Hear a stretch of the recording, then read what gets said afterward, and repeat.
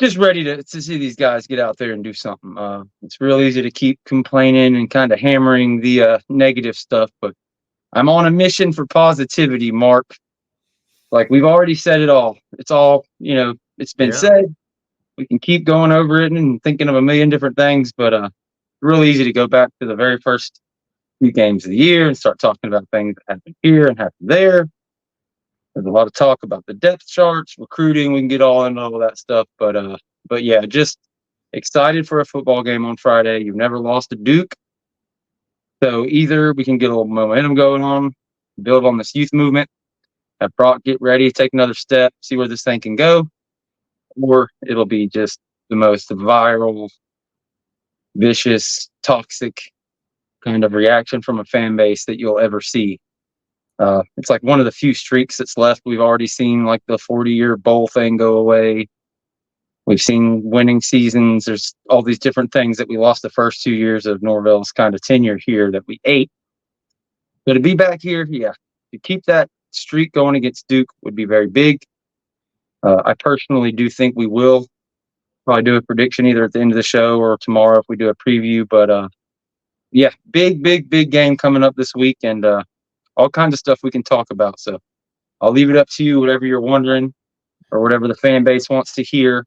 I'll do my best to kind of give them an idea of where things stand and what we're looking for.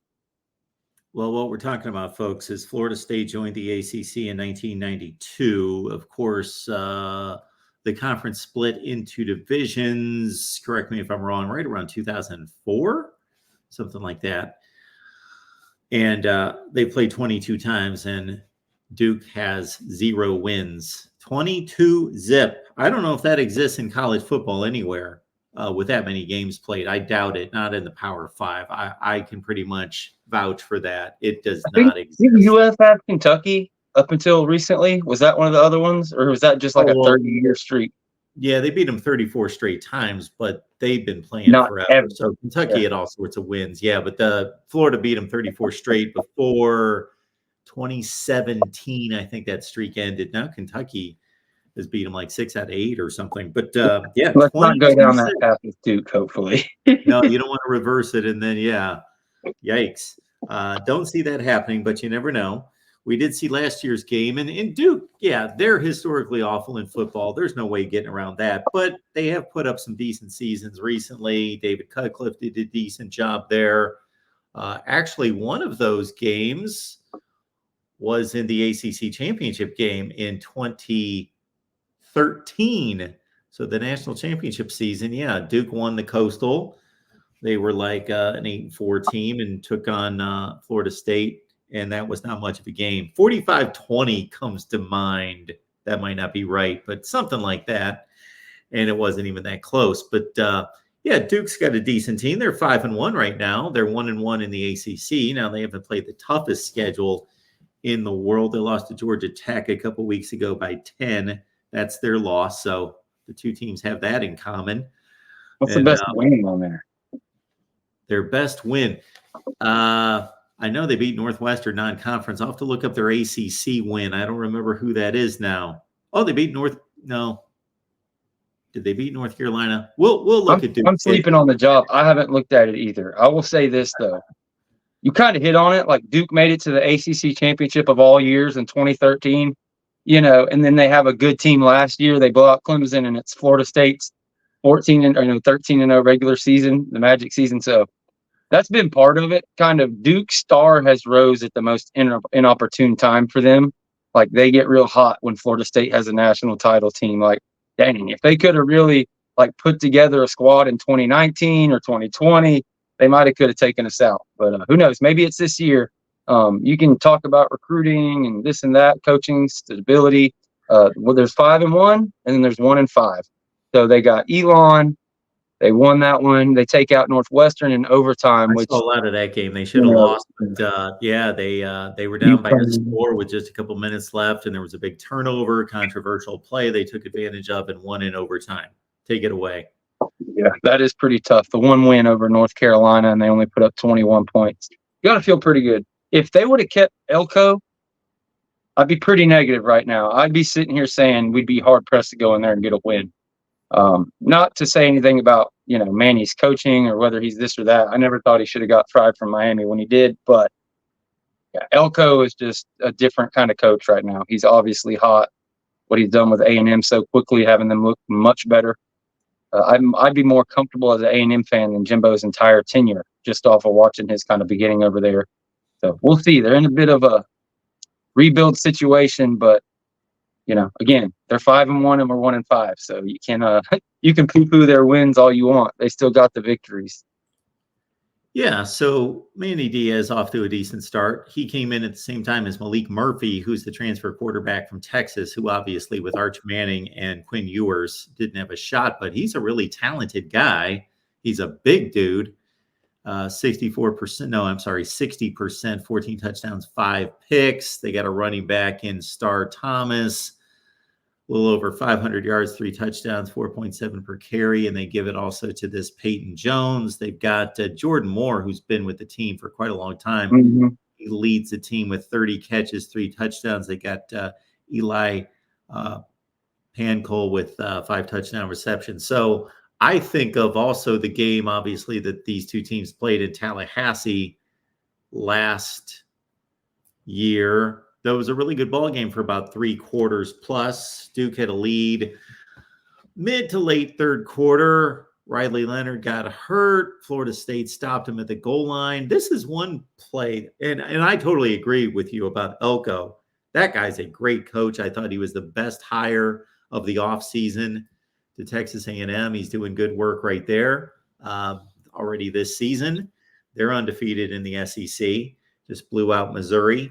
But Riley Leonard gets hurt. They got a 4th down. They're up 1 or 2 points. It was like 17-16 or something like that. And he brings in the second string quarterback, and they go for it on 4th down. And I know he wanted to go up 2 scores. And then that really puts Florida State in a bad spot. Not that the game would be won by any stretch. It was still the third quarter, but you go up 2 scores. Maybe he was trying to seize the moment. I get it, but he didn't kick the field goal to go up by like 4 or 5. And that was the turning point. And then Florida State steamrolled them after that. But it was a pretty good ball game last year. It's been a while back. But again, it's been a while. It's been obviously at least a year since I've looked at that tape. But going back on my memory and doing the shows afterwards, I think the issue there with him and why he went for it at that point is because they weren't throwing the ball. Like, their game was Riley going out there and being a baller, being a Tim Tebow and putting the team on his back. And, that's the reason he got hurt. It wasn't like he just took one random hit. Yeah. He was facing that D-line and he was getting lit up, but he was getting first downs. I think he recognized when he went out of the game, it's like, we got it. It's now or never. We get, like you said, get that 2-score lead. But I think he just knew that if he ever had to throw the ball with that backup, it was going to be real bad. But yeah, very good points. And again, they're 5-1. We're 1-5. I don't know how many of those players came back. I know that Manny brought a lot in. A lot went with Elko. I don't know how much we can look at that, use that to go back off of. But I think more so just this year in college football, the parity. It's hard. You can look at them and say, oh, Florida State has all this. If they lose, it'd be a nightmare. Year 1 coach versus year 5. And then you watch a guy at Vandy do what he does with all 3 stars and 2 stars on the offensive line and push Bama back. You watch Kentucky push Georgia back. You're watching a lot of teams with a lot less kind of grown man, a bunch of 5 stars and things of that nature out there. So nobody can afford to take them lightly whatsoever. I don't know.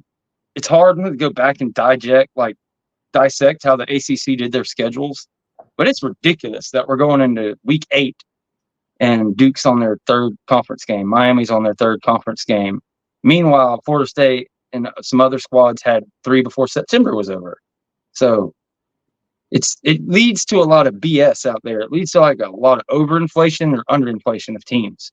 Because all of a sudden, Georgia Tech and Florida State, a couple weeks into the year, Boston College, they're beaten up and battered and bruised. And you've got these other teams that are playing 4 and 5 out of conference games with a nice little run up to their conference game.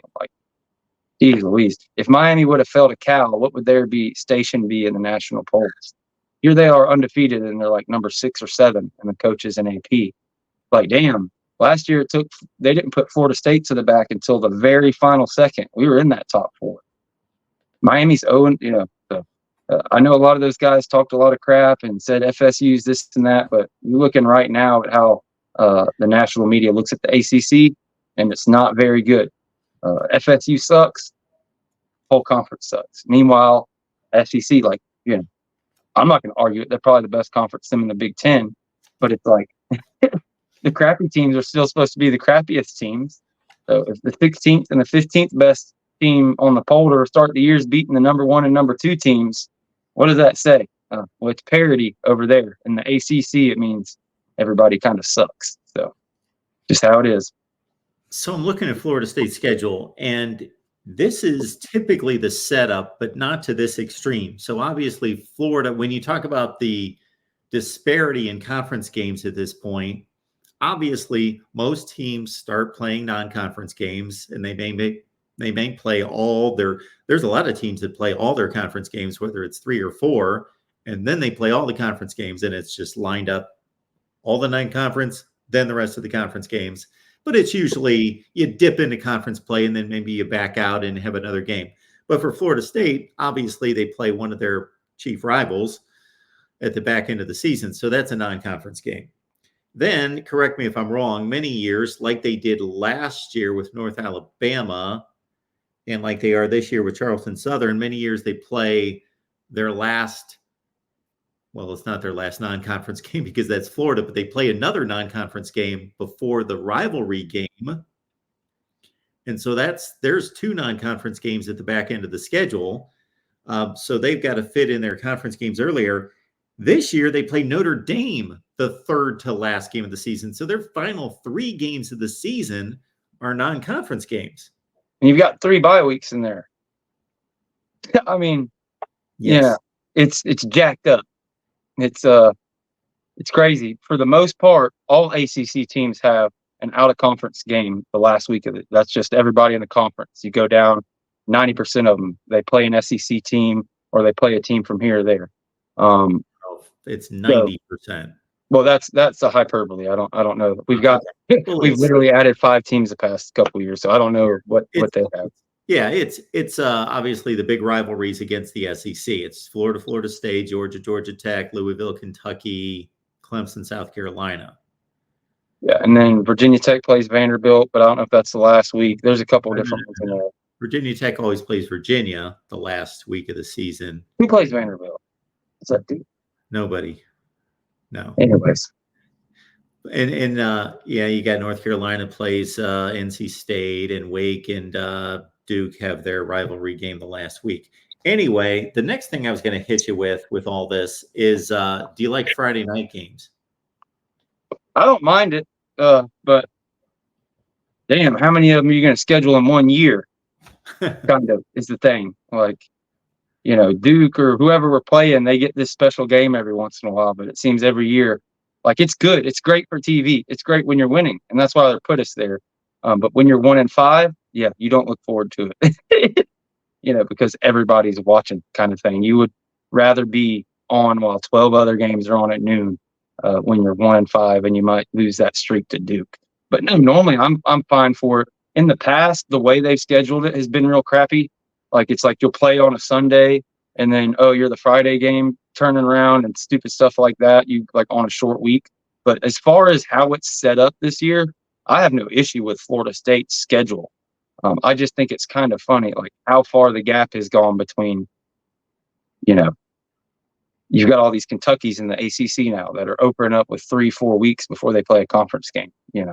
I think it should be split up. Like, if FSU, if they are split up, then maybe that's on the administration to not take these opening ACC games. But yeah, I don't see how one team can be playing their 7th conference game and the other one's playing their 3rd. It feels it should be somehow more compact. Whether you want to put 2 out of conference at the beginning and 2 at the end or something, it seems crazy to me to have it, such a wide margin. Well, I get your point, but does it matter? I don't know. I'm not making that argument. I just think it seems crazy. It does matter. Obviously, the polls. Look what happened to Florida State last year. Their entire September was thrown out. So why the hell are we playing conference games in September? You can lose your whole season in September, but as you found out last year, you damn sure can't win it. FSU comes out, they beat a top 50 or top 10 at the time LSU team, a couple of lesser games, then you take out Clemson, and that's your first month, 2 ranked teams. Now, by the end of the year, they're not ranked because they lost to you instead of beating you and then losing 1 or 2 other games. So they're unranked, all these things, and you don't get credit for it. Now you look at a Miami team who is kind of the opposite. They started with a bunch of easy games and got in their conference schedule late, and they struggled in both games. So, that's why they're 6 or 7 in the poll. Maybe they can climb up. I don't know which is better or worse. Just seems to me like the conference should have something to where it's not so crazy. I've said the same thing about the SEC. Like, how crazy is it that Florida has the schedule it has every year? It has to play Florida State. It has to play this team from the other side in Kentucky until they changed it with the no divisions so much mattering. Kentucky would start off with 4 cupcakes and play Florida every year like a freight train because they've just been preparing for Florida for a whole year. So I would say to Florida fans, why don't y'all go to a 9-game conference schedule? Y'all are going to play Florida State every year. It just gives Kentucky and the rest of these teams in the SEC who are scheduling cupcakes, it would even things out. So that's kind of why I was happy with the doing away with conferences in the ACC, because it wouldn't have, the Coastal has an easy schedule every year and the Atlantic has a hard one. That's basically what we had for a decade or more. So it's evened that out to a certain extent, but yeah, there's always going to be things, that are weird and wonky.